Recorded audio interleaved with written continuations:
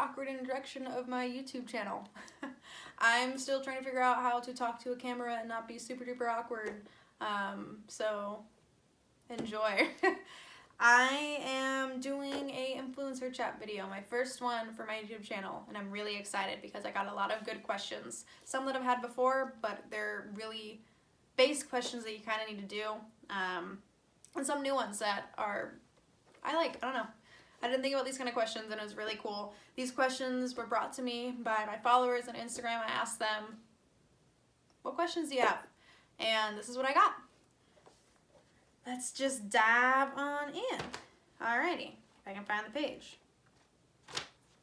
Wrote down the questions. Alright, so first question that I always get, and so each time I kind of make my story shorter and shorter, but how did I start? So I made my page for fun a couple spring breaks ago. So back in March 31st of 2017. I know the date.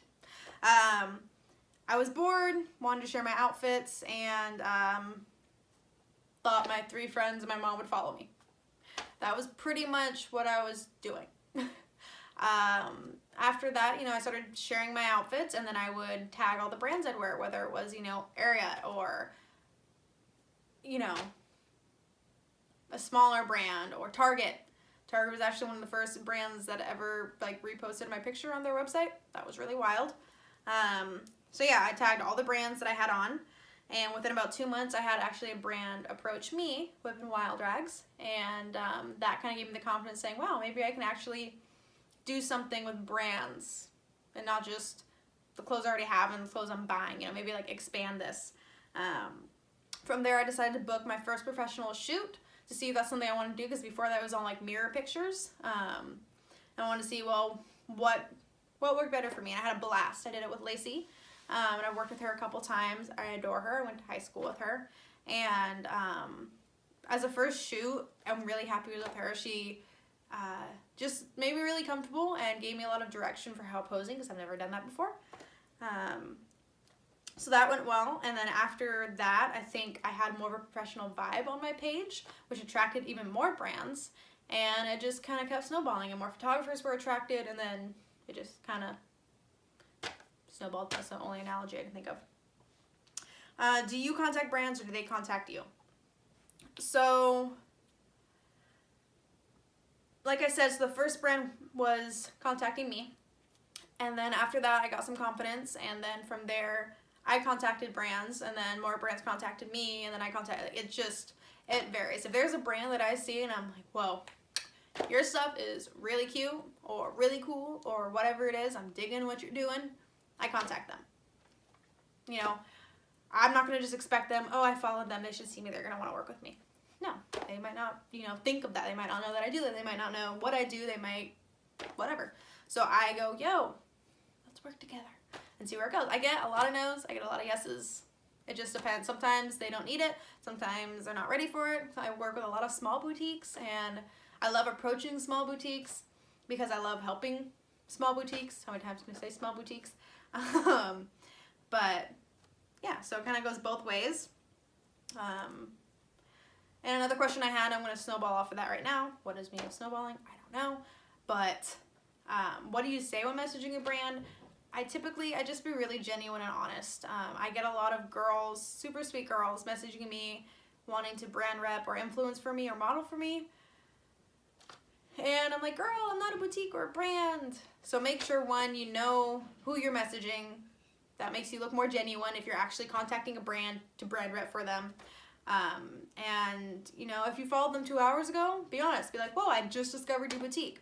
If you follow them for 2 years, I've followed you forever. Love your stuff. And then just straight up ask, you want to work together? I like to leave it kind of open, not say, hey, this is what I do. This is how I structure things. Because if you just say, this is how I do it, there's more room for them to just be like, nah. So just say, hey, want to work together? Then they might come back with yes or no. They might come back with, well, how do you envision us working together? Whatever. And then you can say, this is how I usually do it. How does that sound? What works for you? I like to keep things very open so I don't limit myself.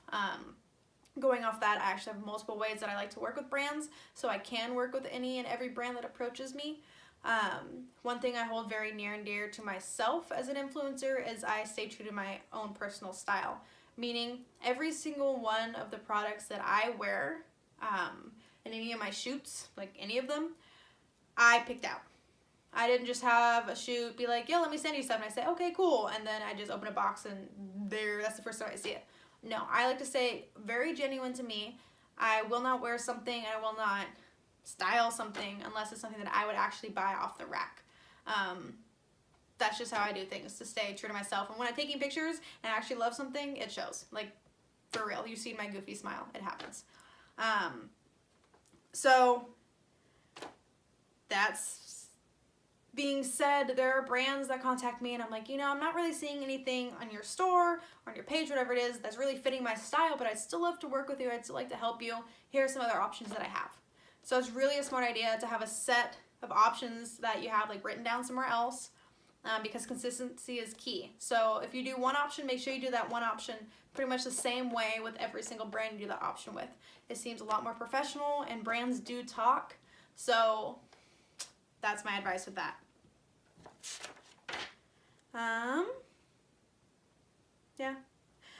When you work with brands, make sure you are very clear with them and they're very clear with you. You are clear in the fact that this is what I'm going to do for you. You will do this, make sure they are clear. I will do this, make sure you are clear. So there's no, burnt bridges, whatever that is. So no one is upset at the end feeling like they've got, cheated or whatever. Say, you will send me this number of products. I will then give you this number of posts, this number of professional pictures, this number of whatever it is, whatever your agreement is, in exchange for you posting and tagging me, you doing this for me, whatever it is. Make sure it's clear. So yeah, be professional. And one thing that's really bothered me lately is hearing that there are influencers out there who abuse their discounts, abuse their free products, abuse being an influencer, and don't hold up their end of the bargains. So real quick on that, don't do it. If you want to be an influencer, hold up your end of the bargain. If you get free stuff, post that stuff. If you get discounted stuff, post that stuff. If you get anything, post it. If you're in agreement with them, contracted, signed, verbal, or whatever it is, be a nice person. Even if it's not literally a contract signed, like, be a decent human being and actually post what you're supposed to post. Do what you're supposed to do. Okay? Soapbox moment. Done. All right. Do you get paid? I get compensated for all my work, whether it is product or actual cash money. But yeah, my time, here's another soapbox moment. My time is valuable. There's a lot of time behind the scenes that gets put into what I do. I just started actually another video last night that won't be posted for a little bit about how much time it takes for me to prep for shoots. My next shoot is 2 weeks out, and I started last night, like fully saying, okay, I'm going to start prepping. Before that, I would say maybe even like a couple days more before that. I have this whole process, which you'll see in that next video, for shoot prepping, and that's just only part of it. I contact brands, talk to brands, style, like there's just so much I do, and so I believe I should be compensated fairly for that. So yeah, everything I do is trading, product exchange, paying, whatever it is. So yeah, I originally was just mostly product exchange, and as I gained more following and confidence, whatever, I felt more comfortable, knowing my worth, knowing what my time is worth and my self-worth and my business and all that. I felt comfortable actually being like, okay, actually, I'm gonna maybe actually charge some money for certain things. With that, also, there was another question that I want to address, which was, do brands send you free products or make you buy them first? There are some brands for brand repping that give you a discount and say, okay, here's a discount, buy some products, and then post them, which I think is great for people starting out as brand reps or as influencers. I think it's a great way to do it, but for me, it doesn't always work. when I get approached for brand repping deals like that, you know, I'm a college student.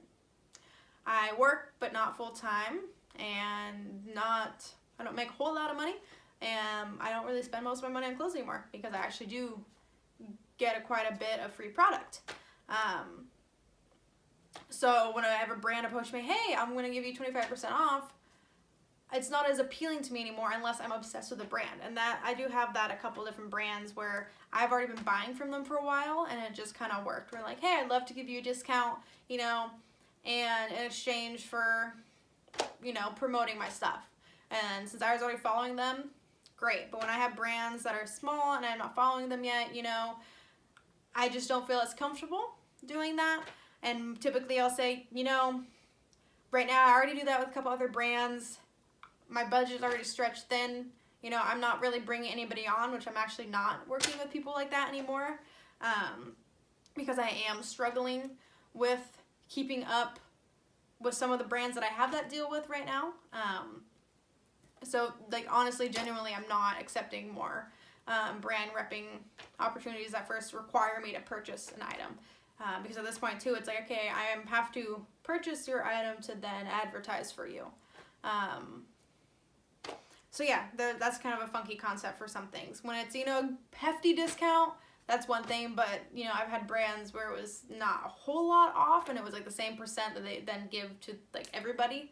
So it's like, why am I special when you're giving that to all the other followers? So, yeah, that's just my 2 cents on that. Yeah, I think I answered that.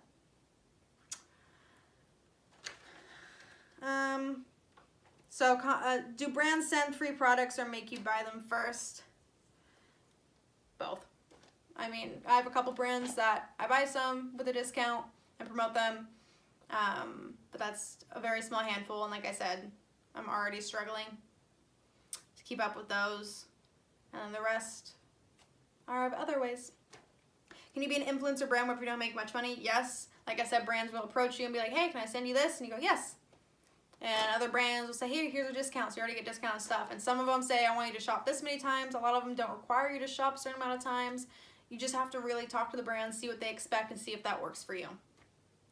Do you have any weirdos that follow you?